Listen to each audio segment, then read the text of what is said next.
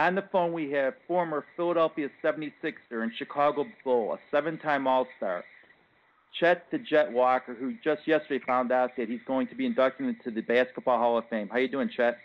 I'm doing fine. How are you? Good.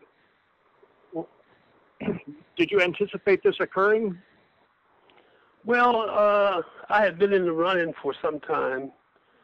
You know, the last few years, there was talk that I may get in, and I was hoping that it would happen, sometime. Is there a party that says, "Okay, I'm in"? What took so long? Yeah. Did I get better somehow last season? Right. I have the same statistic that I had 25 years ago, but it's okay. I was hoping that would happen before my brothers passed away and some of my closest friends passed away. I was hoping that it would happen before that, but it didn't happen. So that's the way it goes. But it did happen. That's the good part about it. Who made the phone call to give you the good news? Well, Mr. D'Oliva called me, I think, on Thursday and gave me a heads up and said he thought that was going to happen. And so I knew about it the day before. So you joined some pretty illustrious former teammates, names like Wilt Chamberlain, people like that. What was it like playing with Wilt? It was really great. I mean, he's probably the most dominating player of all times, and he's a good friend. So it was just easy. He made the game much easier for all of his teammates. When they say that team that won 68 games, people argue that was the best team that ever played, even though the Bulls, won 72 games many years later. Well, how do you feel about that? I think it was the best team. Of course, I'm a little prejudiced because I was on the team, but it was a great team. I mean, absolutely a great team, and it was early on. The only team that was dominating at that time was the Boston Celtics, and we brought them down. So it was a pretty good team. Because you had, 3 Hall of Famers in that team? Now you, Wilt Chamberlain, and Billy Cunningham? And Hal Greer. Oh, Hal Greer, so you'll be the 4th member. Right. And Billy was the 6th man, right? Billy was the 6th man, yeah. He couldn't even get in the starting lineup. Well, he was good enough to start. It's just a matter of a coach's decision of who starts. But it was like really a six-man starting team. And then that was Alex Hannum is the coach, right? Alex Hannum was the coach, yes. What was he like? Great. I loved Alex Hannum. He drafted me out of college, and he kind of convinced me that I could become a great player. But he was a great man. I loved Alex. Because you went to college at Bradley. What was that like? Oh, super. Small school, but at the time it was a basketball powerhouse. And we won the National Invitation Tournament. At that time was just as good as the NCAA. But I have a lot of friends from that time, and I enjoyed it. Yeah, that's when the Missouri Valley Conference was the Missouri Valley Conference, and you had Wichita State with Dave Stallworth and people and teams like that. And Cincinnati with Oscar Robertson. Yeah. Yeah. I mean, what do you make of basketball today with all these teams changing conferences and you can't even keep track of who's in what? Well, it's a different situation today because college basketball has become very commercial, and I think a lot of teams are just trying to get as much money as they can out of it. And but I think the game is still good. It's still a good game, and the players are tough. When you went to the Bulls, what was the Bulls team like in '69? Let's see, '69. It wasn't a very good team. I don't think they made the playoffs the previous 2 years, but it was a team that really played hard, and they were in most games that they played. And your coach was Dick Motta back then? Dick Motta was the coach, yep. And who was your starting lineup when you started becoming very competitive was you, Stallone, Norm Van Leer, and Tom Boerwinkle? And Bob Love. Oh, and I can't forget Butterbean. I was going to say you better not. Yep. So that's about as good a pair of starting forwards as I think you'll find in NBA history. Well, it was a good team. We had I think a 5-year run where we averaged like 51 or 52 games. And it kind of really laid the foundation for basketball in Chicago because Chicago had not embraced pro basketball at that time very well. And we had a really good run. We skilled a lot of people. Well, and it was, for lack of a better term, a blue-collar, hard-working team. Not a lot of flash. You start with the backcourt with Van Leer and Sloan, and just scrappy sort of guys. It was a team that you could attach yourself to. Oh yeah, it was a good, hard-working team. And Clifford Ray was part of that group too. And you had Nate Thurman for a year and a half or so. Nate Thurman came in later on in my career. And he played for a year and a half, and he gave us a lot of stuff. Why didn't you guys win an NBA championship then if you were that good, right? Well, there's some tough competition. Yeah, I know. I mean, Milwaukee was tough with Jabbar and those guys, and then West and Wilton, those guys out in Los Angeles. And then Golden State had Nate Thurman and Rick Barry.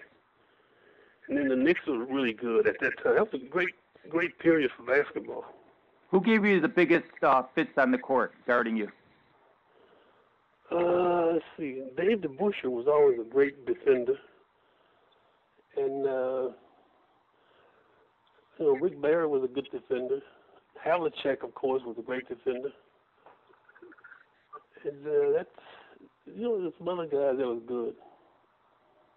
Was there any player that you had to defend that gave you particular problems? Yeah, Rick Barry. I mean, he was tough. He could shoot. Well, that's because if he had the ball past half court, he'd take the shot, right? And he plays on the court. He shot a lot. Yeah.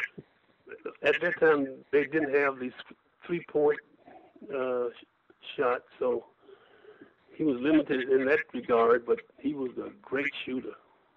Have any of your former teammates called you to congratulate you? Just Clifford Ray. I spoke with him, yeah. What do you think of the NBA now? Are there too many teams? I really don't know. Mostly I've watched the top teams who are extremely good. But I think basketball is still a well-played game. The players seem like they are enthusiastic about winning. And I think overall the coaching is very good. So it's a good game. It's still a good game. Did you decide who's going to present you when you go into the Hall of Fame? No, I think they make that decision on your behalf. I don't know what's happening, but they make that decision. Now, when you think in Chicago, people think of you as an ex-Bull.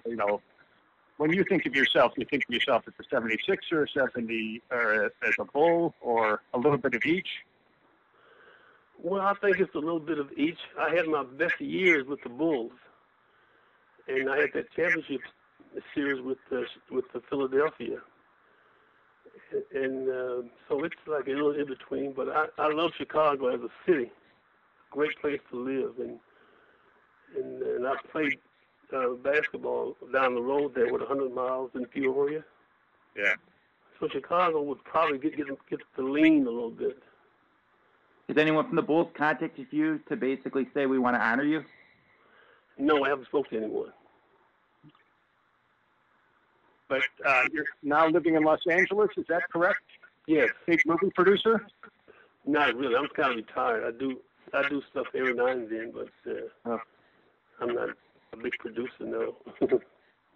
You had a book that came out a while ago. What was the name of that book? A Long Time Coming. And what made you decide that you wanted to be an author? Well, over the years, a lot of things happened, and I experienced a lot of things in my life. And I was born in the South, and my mother moved me to the north, to Michigan, and I thought that adjustment was interesting. The way you have to adjust from a segregated society to a society that was non-segregated. So I thought it was a good story, and I just wanted to put some stuff down that I thought was interesting. Do you think kids nowadays have an appreciation of what that time was like when there was such a segregation? Well, I was going to say geographically, but it's all over the country, No, they don't know. They don't know anything about it. They live a good life. Yeah. It's a really good life. Everybody have a chance to get an education. And as far as I know, no one is barred from going to school, and so the opportunities are limitless. We talked to Jerry Kundla last month, and he basically mentioned that he got a lot of heat when he had 4 black players on his team there in Minnesota, I believe it was. Mm-hmm. And Loyola, where David went to school, was I think the first to start 4 African Americans. 1963 NCAA. Yeah, Kentucky and Western Kentucky. Kentucky and Western and Texas. Yeah. Western. Yeah. Texas Western. Yeah. Was that Don Haskins? Yeah. Those things happened, and that was a long time ago. Thank God. And now nobody really even think twice about it. It's just it evolved, and things evolved over the years, which is good. With the Bulls, there's been some mention there was some friction between you and the Bulls. I don't know if you want to discuss that at all. There was a friction at my last year that I was there. I was, they had this. We were trying to get rid of the reserve clause, and I was a player rep, and I wanted to be a free agent before they wanted us to be free agents. And the owner of the Bulls afterwards, they didn't want to let me become a free agent, so we had some problems with that. So, that's just the way it was. So you were sort of like what baseball had with Kurt Flood? A similar situation. I wanted to become a free agent before I retired, and it just didn't happen. I know Oscar Robertson said he was kind of blackballed from the NBA for some of his positions. Well, Oscar was the head of the Players Association at that time, and he was the one that led the effort to get rid of the reserve clause that made a lot of players free agents, which enabled these guys today to make all the money that they're making. So it was kind of a lot of friction at that time between owners and players, because the owners really didn't want to give up that advantage that they had over the players. So yeah, he got a little flack from that. If you could pick one person to basically announce your induction, who would you pick? Actually, the person I would pick would be Pat Williams, who's going in the Hall of Fame also this year. Yeah, that's what I heard. Yeah, which is good, because he and I came over to the Chicago Bulls from Philadelphia. He became general manager, and the deal was that the 76ers would let him out of his contract if he took me with him. Why would they want to do that? Because they wanted to get rid of me. Well, you were an all-star with him. Why do you want to get rid of an all-star player who's in his prime? That was the question, but for some reason they wanted to do that, and it worked out well for me. It worked out well for Pat. That was a pretty good package deal from Philadelphia's perspective. Yeah. Or from the Bulls' perspective, you mean? From the Bulls' perspective, yeah. No. I got that wrong. Yeah. Pat Williams went on to have a pretty interesting career there. Great career. He came back and built a championship team in Philadelphia. And he went down and started that Orlando franchise. So Pat's a good friend, and he's a very smart person. Thank you so much for your time. It was a pleasure talking to you. Well, it was a pleasure talking to you, and you have a good day. You too.